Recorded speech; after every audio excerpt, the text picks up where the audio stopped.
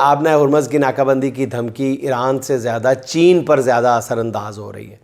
یوں سمجھ لیں کہ یہ چین کے مفادات پر ٹرمپ کا براہ راست حملہ ہے۔ کیا چین یہ سب چپ چاپ برداشت کر لے گا؟ سوال ہی پیدا نہیں ہوتا۔ پہلی بات یہ ہے کہ امریکہ ایسی ناکہ بندی کی صلاحیت ہی نہیں رکھتا۔ اگر اس نے یہ ناکہ بندی شروع کر بھی دی تو دنیا کو تیسری عالمی جنگ سے پھر کوئی نہیں بچا سکتا۔ چین نے اس بارے میں امریکہ کو پیغام بھی دے دیا ہے۔ آبنہ ہرمز پر چین نے ایران کی کھل کر حمایت کر دی ہے۔ چینی وزیر دفاع ایڈمرل ڈونگ جن نے کہا ہے کہ چین کے بحری جہاز آبنہ ہرمز سے گزر رہے ہیں اور ایران کے ساتھ چین کے تجارتی اور توانائی کے معاہدے ہیں جن کا ہم احترام کرتے ہیں۔ دوسروں سے بھی توقع ہے کہ وہ ہمارے معاملات میں دخل اندازی نہ کریں۔